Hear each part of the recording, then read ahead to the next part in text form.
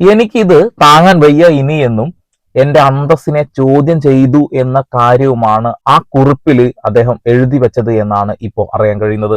ഏകദേശം 2-3 പേജുകളോളം നീളുന്ന ഒരു കുറിപ്പാണ് അദ്ദേഹം എഴുതിയത് എന്നും പറയപ്പെടുന്നു. ആ മുറിയിൽ നിന്ന് തന്നെ അത് കിട്ടിയെന്നും ഇപ്പോ ഇതാ പുറത്തു വരുന്ന വിവരങ്ങളാണ്. അതായത് CJ റോയ് എന്ന് പറയുന്ന വ്യക്തി മരിക്കുന്നതിന് മുൻപ് എല്ലാം എഴുതി വെച്ചിരുന്നു എന്നുള്ളത്. ഇതിൽ എന്തോ ഒരു കളിയില്ലേ എന്നൊരു ചോദ്യം ഉയർന്നു വരുന്നതാണ്. കാരണം ഇത്രയും ദിവസം അങ്ങനെ ഒരു ചർച്ച ഉണ്ടായിരുന്നില്ല. ഇന്നലെ വൈകുന്നേരത്തോട് കൂടിയിട്ടാണ് കർണാടക മാധ്യമങ്ങൾ ഇത്തരം കാര്യങ്ങൾ പുറത്തുവിടുന്നത്. അദ്ദേഹം മരിക്കുന്നതിന് മുൻപ് എല്ലാം എഴുതി വെച്ചിരുന്നു എന്നുള്ളത്. അതുകൂടാതെ IT ഉദ്യോഗസ്ഥർ തന്നെ ബുദ്ധിമുട്ടിച്ചു, ഉപദ്രവിച്ചു മാനസികമായി എന്ന് വ്യക്തമായിട്ട് എഴുതുന്നുണ്ട് എന്നുള്ളതാണ്. ആ ഒരു സമയത്താണ് ക്രിസ്റ്റൽ ഗ്രൂപ്പുമായി ബന്ധപ്പെട്ടുകൊണ്ടുള്ള ചർച്ചകൾ ഉയർന്നു വരുന്നത്. ക്രിസ്റ്റൽ ഗ്രൂപ്പിന്റെ ഉടമയായ KK നമ്പൂതിരിയെ ചതിച്ചതിന് ദൈവം കൊടുത്തതാണ് എന്നുള്ളത്. അതെല്ലാം പരിശോധിച്ച് പോകേണ്ട കാര്യങ്ങൾ തന്നെയാണ്.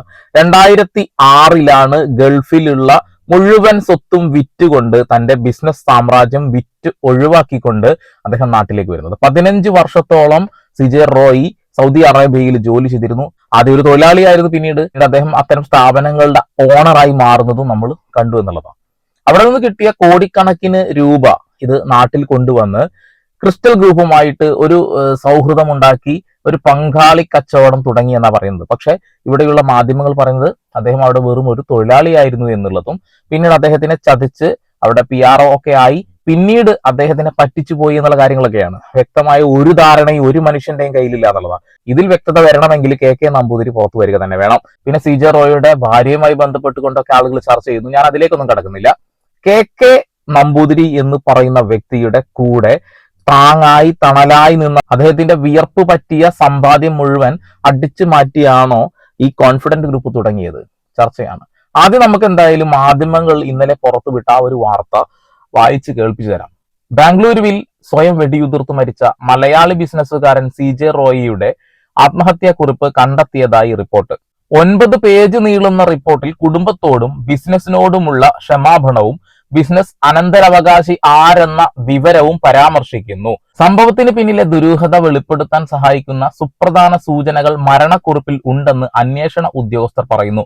ഈ കുറിപ്പ് ഇപ്പോൾ നടന്നുകൊണ്ടിരിക്കുന്ന അന്വേഷണത്തിന്റെ പ്രധാന ഭാഗമാണെന്നും കേസ് കൈകാര്യം ചെയ്യാൻ നിയോഗിക്കപ്പെട്ട പ്രത്യേക അന്വേഷണ സംഘം SIT സൂക്ഷ്മമായി പരിശോധിച്ചു വരികയാണെന്നും പോലീസ് വൃത്തങ്ങൾ സ്ഥിരീകരിച്ചു.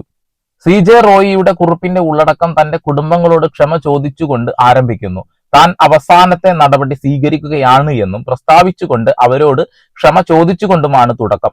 കുറിപ്പിൽ വൈകാരിക സമ്മർദ്ദം പ്രതിഫലിക്കുന്നുണ്ടെങ്കിലും അദ്ദേഹത്തിന്റെ വ്യക്തിപരവും തൊഴിൽപരവുമായ കാര്യങ്ങളുമായി ബന്ധപ്പെട്ട വിശദവും ഘടനാപരവുമായ നിർദ്ദേശങ്ങളും അടങ്ങിയിരിക്കുന്നു. മറ്റുള്ളവർ തനിക്ക് നൽകാനുള്ള പണത്തെക്കുറിച്ചുള്ള വിവരങ്ങൾ ഉൾപ്പെടെ റോയ് പ്രത്യേക സാമ്പത്തിക വിശദാംശങ്ങൾ പരാമർശിച്ചതായി റിപ്പോർട്ടുണ്ട്. തന്റെ മരണശേഷം തന്റെ ബിസിനസ് ആരാണ് കൈകാര്യം ചെയ്യേണ്ടതെന്നും പിൻഗാമികളെ നിശ്ചയിക്കണമെന്നും ഭാവിയിൽ ഉത്തരവാദിത്തങ്ങൾ എങ്ങനെ കൈകാര്യം ചെയ്യണമെന്നും അദ്ദേഹം വ്യക്തമായി പരാമർശിച്ചിട്ടുണ്ട്. കോൺഫിഡന്റ് ഗ്രൂപ്പുമായി വളരെ കാലമായി ബന്ധപ്പെട്ടിരുന്ന വ്യക്തികളെ മാറ്റി നിർത്തരുതെന്ന് കുറിപ്പിൽ റോയ് ശക്തമായ അഭ്യർത്ഥന നടത്തി. അവരെ വിശ്വസ്തരുമായ സഹകാരികൾ എന്ന് വിശേഷിപ്പിച്ച അദ്ദേഹം അവർ ബിസിനസിന്റെ ഭാഗമായി തുടരണമെന്ന് അഭ്യർത്ഥിച്ചു. കുറിപ്പിലെ ഉള്ളടക്കങ്ങൾ SIT പരിശോധിച്ചു വരികയാണ്. കൂടാതെ റോയിയുടെ ഭാര്യയിൽ നിന്നും മക്കളിൽ നിന്നും മൊഴി രേഖപ്പെടുത്താൻ തുടങ്ങിയിട്ടുണ്ട്. കുറിപ്പിൽ പരാമർശിച്ചിരുന്ന സാമ്പത്തിക ബിസിനസ് സംബന്ധമായ പരാമർശങ്ങൾ പരിശോധിക്കാൻ ഈ പ്രസ്താവനകൾ സഹായിക്കുമെന്ന് അന്വേഷണ ഉദ്യോഗസ്ഥർ വിശ്വസിക്കുന്നു. റോയി മുമ്പ് പലതവണ ഭാര്യയുമായി സാമ്പത്തിക വിവരങ്ങൾ പങ്കുവച്ചിട്ടുണ്ടെന്നും പ്രത്യേകിച്ച് മറ്റുള്ളവർക്ക് നൽകിയ പണമടക്കൽ സംബന്ധിച്ച വിവരങ്ങൾ ധരിപ്പിച്ചിട്ടുണ്ടെന്നും സ്രോതസ്സുകൾ വെളിപ്പെടുത്തി. അടുത്തിടെ നൽകിയ ഒരു യൂട്യൂബ് അഭിമുഖത്തിൽ അദ്ദേഹം ഇതിനെക്കുറിച്ച് തുറന്നു പറഞ്ഞിരുന്നു. തന്റെ പല സാമ്പത്തിക ഇടപാടുകളെയും ബിസിനസ് കാര്യങ്ങളെയും കുറിച്ച് ഭാര്യയ്ക്ക് അറിയാമെന്ന് റോയ് പറഞ്ഞിരുന്നു. ഈ പശ്ചാത്തലം കണക്കിലെടുക്കുമ്പോൾ ശവസംസ്കാര ചടങ്ങുകൾ പൂർത്തിയായ ശേഷം SIT ഉദ്യോഗസ്ഥർ റോയിയുടെ ഭാര്യയെ കൂടുതൽ വിശദമായി ചോദ്യം ചെയ്യുമെന്ന് പ്രതീക്ഷിക്കുന്നു. അദ്ദേഹത്തിന്റെ സാമ്പത്തിക രേഖകളെക്കുറിച്ച് ബിസിനസ് രഹസ്യങ്ങളെക്കുറിച്ചും അവർക്ക് കാര്യമായ അറിവുണ്ടെന്ന് വിശ്വസിക്കപ്പെടുന്നു. ഓക്കെ, ഇതാണ് ആ ഒരു കുറിപ്പുമായി ബന്ധപ്പെട്ടുകൊണ്ട് കുറച്ച് മാധ്യമങ്ങൾ പുറത്തുവിട്ടുള്ളത്. എന്നാൽ കുറച്ചും കൂടി ഡീറ്റെയിൽ ആയിട്ടുള്ള വിവരങ്ങളും പുറത്തു വന്നിട്ടുണ്ട് എന്നുള്ളതാണ്. ഞാൻ അതിലേക്കും കൂടി ഒന്ന് കടക്കാം എന്നുള്ളതാണ്. ഈ കുറിപ്പിന്റെ ഒരു വലിയ ഭാഗം തന്നെ ആദായ വകുപ്പ് ഉദ്യോഗസ്ഥരെ കുറിച്ചാണ് പറഞ്ഞിട്ടുള്ളത്. കഴിഞ്ഞ 3 ദിവസമായി നടന്ന റെയ്ഡിൽ അവർ തന്നെ കഠിനമായി പീഡിപ്പിച്ചുവെന്നും തന്നെ ഒരു കുറ്റവാളിയെ പോലെ ആണ് അവർ കൈകാര്യം ചെയ്തതെന്നും അദ്ദേഹം എഴുതിയിട്ടുണ്ട്. തന്റെ ബിസിനസ് തകർക്കാനാണ് അവർ ശ്രമിക്കുന്നതെന്നും അദ്ദേഹം ആരോപിക്കുന്നുണ്ട്. എനിക്കിത് താങ്ങാനാവില്ല. താൻ വളരെ കഷ്ടപ്പെട്ടാണ് ഈ ബിസിനസ് സാമ്രാജ്യം കെട്ടിപ്പടുത്തതെന്നും എന്നാൽ ഇപ്പോൾ അനുഭവിക്കുന്ന അപമാനം സഹിക്കാവുന്നതിലും അപ്പുറമാണെന്നും അദ്ദേഹം കുറിച്ചു. എന്റെ അന്തസ്സ് ചോദ്യം ചെയ്യപ്പെട്ടു എന്ന അർത്ഥം വരുന്ന വരികളും അതിലുണ്ട് എന്നുള്ളതാണ്. ഭാര്യയെയും മക്കളെയും അഭിസംബോധന ചെയ്തുകൊണ്ടും അതിൽ വരികളുണ്ട്. താൻ അവരെ എത്രത്തോളം സ്നേഹിക്കുന്നുവെന്നും ഈ അവസ്ഥയിൽ അവരെ തനിച്ചാക്കി പോകുന്നതിൽ മാപ്പ് അപേക്ഷിക്കുന്നതായും അദ്ദേഹം എഴുതിയിട്ടുണ്ട്. തന്റെ മക്കൾ ബിസിനസ് ധൈര്യത്തോടെ മുന്നോട്ട് കൊണ്ടുപോകണമെന്നും അദ്ദേഹം ആഗ്രഹിക്കുന്നു. തന്റെ കമ്പനിയിലെ ജീവനക്കാർക്ക് നൽകാനുള്ള നിർദ്ദേശങ്ങളും കുറിപ്പിലുണ്ടെന്ന് റിപ്പോർട്ടുകൾ സൂചിപ്പിക്കുന്നു. അവർ തന്റെ ബിസിനസിന്റെ നെടുന്തൂണുകളാണെന്നും അവരെ സംരക്ഷിക്കണമെന്നും അദ്ദേഹം സൂചിപ്പിച്ചു എന്നുള്ള കാര്യമൊക്കെയാണ് അതിൽ പറയുന്നത്. ഇതിൽ നിലവിൽ ഈ ഒരു കുറിപ്പിന്റെ അടിസ്ഥാനത്തിൽ ആദായ നികുതി വകുപ്പിലെ ഉദ്യോഗസ്ഥരെതിരെ കേസ് എടുത്തിട്ടുണ്ട്. പിന്നെ ഈ ഒരു കയ്യക്ഷരം അദ്ദേഹത്തിൻ്റെതാണോ എന്ന് ഉറപ്പുവരുത്തുന്നതിന്റെ ഭാഗമായിട്ട് ഇത് ഫോറൻസിക്കിന് അയച്ചിട്ടുണ്ട്.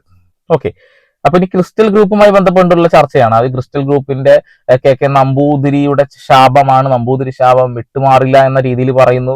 അതേപോലെ തന്നെ ഭാര്യയെ തട്ടിയെടുത്തു എന്നുള്ള കാര്യങ്ങളൊക്കെ പറയുന്നുണ്ട്. ഇതൊക്കെ എവിടെ നിന്നാണ് ഡാറ്റ കിട്ടുന്നത് എനിക്കറിയില്ല. ഞാൻ കുറെ അന്വേഷണങ്ങളൊക്കെ നടത്തി നോക്കിയതാണ്. അപ്പോ വെറും മൗത്ത് പബ്ലിസിറ്റി കൊണ്ട് ഉണ്ടാക്കുന്ന ഒരു കാര്യമായതുകൊണ്ട് ഞാൻ അതിലേക്ക് കൂടുതൽ കടന്നില്ല എന്നുള്ളതാണ്.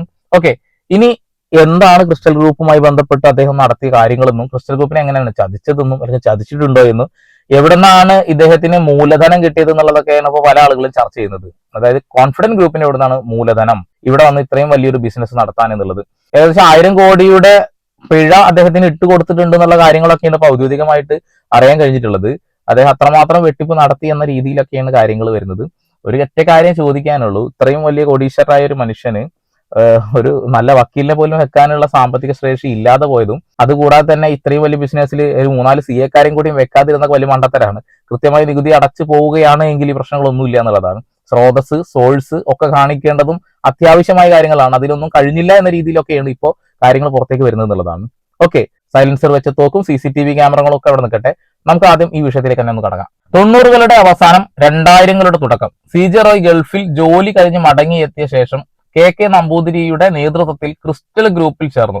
അവിടെ ബിസിനസ് പാർട്ണറായി മാർക്കറ്റിംഗ് വിഭാഗത്തിന്റെ തലവനായും അദ്ദേഹം പ്രവർത്തിച്ചിരുന്നു. ക്രിസ്റ്റൽ ഗ്രൂപ്പിന്റെ ബംഗളൂരുവിലെ വളർച്ചയിൽ റോയ്ക്ക് വലിയ പങ്കുണ്ടായിരുന്നു. 90കൾ 2000 ഈ ഒരു സമയ കാലഘട്ടങ്ങളിലാണ് അദ്ദേഹം നാട്ടിലേക്ക് തിരിച്ചത്. 15 വർഷം തന്റെ കയ്യിലുണ്ടായിരുന്ന സമ്പത്ത് മുഴുവൻ ഈ ഒരു ബിസിനസ്സിലേക്ക് അദ്ദേഹം ഇട്ടിട്ടുണ്ടായിരുന്നു എന്നാണ് പറയുന്നത്. നമ്പൂതിരിയുമായിട്ട് നല്ല രീതിയിലുള്ള ഒരു ടേമിലായിരുന്നു. അതുകൊണ്ട് തന്നെ അദ്ദേഹത്തിന് കമ്പനിയുടെ മെയിൻ ആളാക്കി മാറ്റുന്ന ഒരു കാര്യമൊക്കെ ചെയ്തു, മാർക്കറ്റിംഗ് പാർട്ണറാക്കി മാറ്റുകയൊക്കെ ചെയ്തിട്ടുണ്ടായിരുന്നു. അങ്ങനെ ബിസിനസ്സുമായി ബന്ധപ്പെട്ടുകൊണ്ട് അദ്ദേഹം ഭൂമിയിലേക്ക് ഇറങ്ങി അങ്ങ് പണിയെടുത്തു. അതായത് നേരിട്ടിട്ടായിരുന്നു അദ്ദേഹത്തിന്റെ ഡീലുകളൊക്കെ എന്നുള്ളതാണ്. വലിയ വലിയ സ്ഥാപനങ്ങൾ ഉണ്ടാക്കുന്നതുമായി ബന്ധപ്പെട്ടുകൊണ്ടുള്ള കാര്യങ്ങളാണെങ്കിൽ ഭൂമി കച്ചവടമാണെന്നുണ്ടെങ്കിൽ അദ്ദേഹം നേരിട്ടായിരുന്നു. അതുകൊണ്ട് തന്നെ ഒരുപാട് ബന്ധങ്ങൾ ആൾക്ക് ഉണ്ടാക്കാൻ കഴിഞ്ഞു എന്നുള്ളതാണ്. ബിസിനസ് എന്ന് പറയുമ്പോൾ തന്നെ അതിന്റെ ഉള്ളിലൂടെ വരുന്ന മറ്റൊരു കാര്യമാണ് ചതി എന്നുള്ളൊരു സാധനം. ഇത് പുറത്തുനിന്ന് കാണുന്ന ആളുകൾക്ക് മാത്രമാണ് ചതി എന്നും നേരിട്ട് അത് ചെയ്യുന്ന ആളുകൾ ചതിയല്ല എന്നുള്ള കാര്യങ്ങളൊക്കെ വ്യക്തമായിട്ട് ഇദ്ദേഹം തന്നെ പല ഇന്റർവ്യൂകളിലും പറഞ്ഞ് നമ്മൾ കേട്ടിട്ടുണ്ട്. ഞാൻ അതിനെ ചതിച്ചിട്ടില്ല എന്നുള്ള കാര്യം. അതേപോലെ തന്നെ പലയിടങ്ങളിലെ ഭൂമി ഇദ്ദേഹത്തിന്റെ തലയിലേക്ക് കെട്ടിവെച്ചു. പിന്നീട് അതാണ് ഭാവിയിൽ വലിയ സാമ്പത്തിക നേട്ടം ഉണ്ടാക്കാൻ കഴിഞ്ഞത് എന്നും അദ്ദേഹം അവകാശപ്പെടുന്നതായി നമ്മൾ കണ്ടിട്ടുണ്ട്. ഓക്കെ, അങ്ങനെ 2006 അഭിപ്രായ വ്യത്യാസങ്ങളെ തുടർന്ന് ഇവർ വേർപിരിയുന്നതും പിന്നെ കോൺഫിഡന്റ് ഗ്രൂപ്പ് ഉണ്ടാവുന്നു എന്നുള്ളതാണ്. ആ സമയത്ത് ഇദ്ദേഹത്തിന്റെ ക്രിസ്റ്റൽ ഗ്രൂപ്പിൽ ഉണ്ടായിരുന്ന ഒട്ടനവധി സ്റ്റാഫുകളെ അദ്ദേഹം വലിക്കുകയും നേരെ അദ്ദേഹത്തിന്റെ സ്ഥാപനത്തിലേക്ക് കൊണ്ടുപോവുകയും ചെയ്തു നമുക്കറിയാം. അതുകൂടാതെ തന്നെ ക്രിസ്റ്റൽ ഗ്രൂപ്പിന്റെ ഒരുപാട് വർക്കുകൾ നേരിട്ടിട്ട് അദ്ദേഹം കൈക്കലാക്കുന്നതുമായി ബന്ധപ്പെട്ടുള്ള കാര്യങ്ങളൊക്കെ നമ്മൾ കേട്ടു എന്നുള്ളതാണ്. 2006-2015 കാലയളവിൽ കോൺഫിഡന്റ് ഗ്രൂപ്പ് അതിവേഗം വളർന്നു. കേരളം, ബംഗളൂരു, ദുബായ് എന്നിവിടങ്ങളിൽ വലിയ പ്രോജക്ടുകൾ റോയ് ഏറ്റെടുത്തു. അതേസമയം KK നമ്പൂതിരിയുടെ ക്രിസ്റ്റൽ ഗ്രൂപ്പ് വലിയ സാമ്പത്തിക പ്രതിസന്ധികളിലേക്ക്, നിയമ പ്രശ്നങ്ങളിലേക്കും നീങ്ങി. 2006 ക്രിസ്റ്റൽ ഗ്രൂപ്പുമായിട്ടുള്ള ആ ഒരു പ്രശ്നം കാരണം കോൺഫിഡന്റ് ഗ്രൂപ്പ് ഉണ്ടാക്കാൻ പോകുന്നുണ്ടല്ലോ. ഈ സമയത്ത് ഏറ്റവും ഉയർന്നു വന്നിരുന്ന മറ്റൊരു കാര്യമാണ് ഇദ്ദേഹത്തിന്റെ സ്റ്റാഫുകളെ ഇവിടുന്ന് കൊണ്ടുപോയതും അതേപോലെ തന്നെ പ്രൊജക്ടുകളും ആശയങ്ങളും ബിസിനസ്സുകളും ഒക്കെ പ്ലാനുകളും ഒക്കെ റോയ് തന്റെ കയ്യിൽ നിന്നും അടിച്ചു മാറ്റി കൊണ്ടതാണ് എന്നുള്ളത്. ക്രിസ്റ്റൽ ഗ്രൂപ്പിലെ 80% വരുന്ന സെയിൽസ് ഉദ്യോഗസ്ഥർ ഒറ്റയടിക്ക് രാജിവെച്ച് റോയ്ക്കൊപ്പം ചേർന്നു. ഓക്കെ, ഇതിനെ ചതി എന്നല്ല പറയാ, ബിസിനസ് ട്രിക്ക് എന്നാണ് പറയാന്നാണ് ആളുകൾ അവകാശപ്പെടുന്നത്. ഓക്കെ, എന്താവട്ടെ. എന്തായാലും ഈ ഒരു ബിസിനസ് തകർച്ചയൊക്കെ കാരണം KK നമ്പൂതിരി ഒരുപാട് തവണ പോലീസ് അറസ്റ്റ് ചെയ്യപ്പെട്ടിട്ടുണ്ട്. ഒരുപാട് സാമ്പത്തിക ഇടപാടുമായി ബന്ധപ്പെട്ടുകൊണ്ട് ആൾ കുടുങ്ങിയിട്ടുണ്ട്. ഇന്ന് അദ്ദേഹം ബാംഗ്ലൂരിൽ തന്നെ ഉണ്ട്. ആരും അറിയപ്പെടാതെ എവിടെയോ ജീവിക്കുന്നു എന്നുള്ളതാണ്. ഇപ്പൊ 2023 21 കേസുകൾ വന്നു എന്നുള്ള കാര്യങ്ങളൊക്കെയാണ് അറിയാൻ കഴിഞ്ഞിട്ടുള്ളത്. CJ റോയിയുടെ വേർപിരിയലിന് ശേഷം ക്രിസ്റ്റൽ ഗ്രൂപ്പിന് വലിയ ആഘാതമാണ് ഉണ്ടായത്. പ്രോജക്റ്റുകൾ മുടങ്ങുകയും നിക്ഷേപകർക്ക് പണം തിരികെ നൽകാൻ കഴിയാതെ വരികയും ചെയ്തതോടെ KK നമ്പൂതിരി വലിയ നിയമ പോരാട്ടങ്ങളിൽ അകപ്പെട്ടു. ഒരു കാലത്ത് ബാംഗ്ലൂരുവിലെ ഏറ്റവും വലിയ റിയൽ എസ്റ്റേറ്റ് ഗ്രൂപ്പുകളിൽ ഒന്നായിരുന്ന ക്രിസ്റ്റൽ ഗ്രൂപ്പ് പിന്നീട് വിപണിയിൽ നിന്ന് ഏതാണ്ട് അപ്രത്യക്ഷമായി. ഫ്ളാറ്റുകൾ നൽകാത്തതിനെ തുടർന്ന് ഉപഭോക്താക്കൾ നൽകിയ പരാതികളിൽ KK നമ്പൂതിരി പലതവണ പോലീസ് നടപടികൾ നേരിട്ടിട്ടുണ്ട്. 2017, 2023 സാമ്പത്തിക തട്ടിപ്പ് കേസുകളുമായി ബന്ധപ്പെട്ട് ബാംഗ്ലൂരു പോലീസ് അദ്ദേഹത്തെ അറസ്റ്റും ചെയ്തിരുന്നു. ഓക്കെ, കൂടെ നിന്ന് ചെവി തിന്നു എന്നുള്ളൊരു കഥ നമ്മൾ കേട്ടിട്ടുണ്ട്.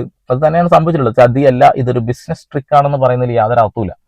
തന്റെ കൂടെ ഉണ്ടായിരുന്നവർ തന്നെ ചതിച്ചതും പ്രൊജക്ടുകൾ തകർക്കുന്നതും അദ്ദേഹത്തെ വലിയ കടക്കെണിയിലാക്കി. കോൺഫിഡന്റ് ഗ്രൂപ്പ് വലിയ ലാഭത്തിലേക്ക് കുതിച്ചപ്പോൾ ക്രിസ്റ്റൽ ഗ്രൂപ്പ് കടബാധ്യതകൾ കൊണ്ട് പാടുപെടുകയായിരുന്നു എന്നുള്ളതാണ്. ക്രിസ്റ്റൽ ഗ്രൂപ്പിൽ നിന്ന് പിരിഞ്ഞപ്പോൾ അദ്ദേഹത്തോടൊപ്പം വന്ന വിശ്വസ്തരായ ഒരു ടീം ഉണ്ടായിരുന്നത് കൊണ്ട് ചുരുങ്ങിയ കാലയളവിനുള്ളിൽ വലിയ പ്രോജക്റ്റുകൾ പൂർത്തിയാക്കാനാ ഈ കോൺഫിഡന്റ് ഗ്രൂപ്പിന് കഴിഞ്ഞു എന്നുള്ളതാണ്. കോൺഫിഡന്റ് ഗ്രൂപ്പ് കോൺഫിഡന്റ് ആയിരുന്നു, പക്ഷെ അത് ആളുകളെ ചതിച്ചതായിരുന്നു എന്നുള്ള കാര്യങ്ങളൊക്കെ പിന്നീട് വരുമ്പോൾ വലിയ വിഷമം തോന്നുന്നുള്ളത്. കാരണം അത്രമാത്രം ജനങ്ങളെ സഹായിക്കുന്ന ഒരു വ്യക്തി ഇങ്ങനെ ഒരു കാര്യം ചെയ്തിരുന്നു എന്നുള്ള കാര്യമാണ്.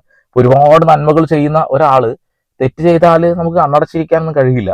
തെറ്റ് തന്നെയാണ്. ഇപ്പൊ KK നമ്പൂതിരിയും അദ്ദേഹത്തിന്റെ ഫാമിലിയൊക്കെ ആകെ ജീവിക്കാൻ കഴിയാത്ത രീതിയിൽ ബുദ്ധിമുട്ടുന്നു എന്നുള്ളതാണ്. വലിയ രീതിയിൽ അടിപൊളിയായിട്ട് മുന്നോട്ട് പോയിക്കൊണ്ടിരുന്ന ആ ഒരു സ്ഥാപനമാണ് കോൺഫിഡന്റ് ഗ്രൂപ്പ് റോയ് കൈക്കലാക്കിയത് എന്നുള്ള കാര്യമാണ്. റോയ് സൗദിയിൽ നിന്ന് കൊണ്ടുവന്ന പണം പൂർണ്ണമായിട്ടും അദ്ദേഹത്തിന്റെ സ്ഥാപനത്തിൽ മൂലധനമായിട്ട് ഇട്ടിട്ടല്ല അദ്ദേഹം ബിസിനസ് നടത്തിയത് എന്നുള്ള കാര്യമാണ് അറിയാൻ കഴിയുന്നത്. ഇപ്പോൾ സായിയുടെ വീഡിയോയിലൊക്കെ കണ്ട് അദ്ദേഹത്തിന് എവിടെ നിന്നാണ് ഈ ഫണ്ട് എന്നുള്ളതാണ്. അദ്ദേഹം ചെയ്ത ഒരു ഡീൽ ഇതായിരുന്നു. സൗദിയിൽ നിന്ന് കൊണ്ടുവന്ന പണം അദ്ദേഹം നേരിട്ട് വലിയ ഭൂമികൾ വാങ്ങാനല്ല ഉപയോഗിച്ചത്, മറിച്ച് ഭൂമി ഉടമകളുമായി ചേർന്ന് ജോയിന്റ് വെഞ്ചർ രീതിയിലുള്ള നിർമ്മാണ പ്രവർത്തനങ്ങളാണ് നടത്തിയത്. ഇത് കുറഞ്ഞ നിക്ഷേപത്തിൽ കൂടുതൽ ലാഭം ഉണ്ടാക്കാൻ അദ്ദേഹത്തെ സഹായിച്ചു എന്നുള്ളതാണ്. ഓക്കെ, ചില ആളുകൾ ചെയ്യുന്ന പരിപാടി തന്നെയാണ് അത്. പല ബിൽഡേഴ്സും ചെയ്യുന്ന ഒരു പരിപാടി അതൊക്കെ തന്നെയാണെന്നുള്ളതാണ്. അപ്പോൾ മുഴുവൻ തുകയും ഇവിടെ ബിസിനസ്സിലേക്ക് ഇറക്കാതെ കുറച്ച് പണം ഇറക്കി കൂടുതൽ ലാഭം ചെയ്യുന്ന ഒരു പരിപാടി തന്നെയാണ് അദ്ദേഹം ചെയ്തിട്ടുള്ളത്. അദ്ദേഹത്തിന്റെ മൂലധനം അവിടുന്ന് കൊണ്ടുവന്ന പണമാണെങ്കിൽ പോലും ഐഡിയാസ് ആയിരുന്നു അദ്ദേഹത്തിന്റെ പകുതി മൂലധനം എന്ന് പറയേണ്ടി വരും. IT ഉദ്യോഗസ്ഥർക്കെതിരെയും ഈ ഒരു കുറിപ്പില് പരാമർശം വരുന്നുണ്ടെന്നുള്ളതാണ്. അദ്ദേഹം എഴുതിയ മരണക്കുറിപ്പിൽ. കുറിപ്പിന്റെ വലിയൊരു ഭാഗം ആദായ നികുതി വകുപ്പ് ഉദ്യോഗസ്ഥർക്കെതിരെയാണ്. കഴിഞ്ഞ 3 ദിവസമായി നടന്ന റെയ്ഡിൽ അവർ തന്നെ കഠിനമായി പീഡിപ്പിച്ചു എന്നും തന്നെ ഒരു കുറ്റവാളിയെ പോലെയാണ് അവർ കൈകാര്യം ചെയ്തതും എന്നാണ് പറയുന്നത്. ഓക്കെ, അപ്പൊ ഇങ്ങനെ ഒരു മരണക്കുറിപ്പ് അദ്ദേഹം എഴുതി വെച്ചു എന്ന് പറയുന്നു. ഒരുപാട് കാര്യങ്ങൾ പരാമർശിച്ചു എന്ന് പറയുന്നു. പോലീസുകാർ അതിന്റെ കൈപ്പട അന്വേഷണത്തിലേക്ക് മുന്നോട്ട് പോയിട്ടുണ്ട്. ആരെഴുതിയതാണ് കൈവശന പരിശോധന നടത്തുകയാണ്. അദ്ദേഹത്തിന്റെ മൊബൈൽ ഫോൺ, ലാപ്ടോപ്പ് കാര്യങ്ങൾ പരിശോധിക്കുന്നുണ്ട്. എന്റെ ചോദ്യം ഒന്നാണ്, ആ റൂം തിരഞ്ഞിട്ട് ഇന്നലെയാണോ ആ ഒരു കുറിപ്പ് കിട്ടിയത്? 9 പേജോളം നീളുന്ന കുറിപ്പ് കിട്ടി എന്ന് പറയുമ്പോൾ എനിക്കത് വിശ്വസിക്കാൻ കഴിയുന്നില്ല. അതെന്റെ കുഴപ്പമാണോന്ന് എനിക്കറിയില്ല. സംതിങ് ഫിഷി അങ്ങനെ തോന്നുന്നു, അതുകൊണ്ട് പറയാണ്. ഓക്കെ, കോൺഫിഡന്റ് ഗ്രൂപ്പും ക്രിസ്റ്റൽ ഗ്രൂപ്പും തമ്മിൽ പിരിഞ്ഞതിൽ ഒരുപാട് കാര്യങ്ങൾ നടന്നിട്ടുണ്ടെന്ന കാര്യം തർക്കമൊന്നും വേണ്ട. പല ബിസിനസ്സുകളും പലരും ഉണ്ടാക്കി എടുക്കുന്നത് തന്നെ ചതിയിലൂടെയാണെന്നുള്ളതാണ്. ആ ചതിയെ അവര് ഒരു ബിസിനസ് ട്രിക്ക് മാത്രമായിട്ടാണ് കാണുന്നതെങ്കിൽ നമുക്കത് ചതിയായിട്ട് തന്നെയാണ് കാണേണ്ടി വരിക. കാരണം നമ്മൾ ആരെയും ചതിച്ച് ഇങ്ങനെ ബിസിനസ്സുകൾ നടത്താൻ ആഗ്രഹിക്കുന്ന ആളുകളല്ല. അതുകൊണ്ട് തന്നെ നമുക്ക് ചതിയായി കാണേണ്ടി വരും. ഇത് ചതിയല്ല എന്ന് പറയുന്ന ആളുകളെ ഒന്ന് സൂക്ഷിച്ചോളൂ. അതൊരു ബിസിനസ് ട്രിക്കാണ് എന്ന് പറയുകയാണെങ്കിൽ നാളെ കൂടെ നിന്ന് നിന്റെ ചെവിയും തിന്നാനുള്ള സാധ്യതകൾ കാണുന്നുണ്ട്. അപ്പൊ ഇനി കൂടുതൽ വിവരങ്ങൾ മാധ്യമങ്ങൾ തന്നെ പുറത്തുവിടുമെന്ന് വിചാരിക്കുകയാണ്. അപ്പൊ വീണ്ടും പുതിയ വാർത്താവിശേഷങ്ങളുമായി ഇവിടെ പോൾ സൈനിങ്.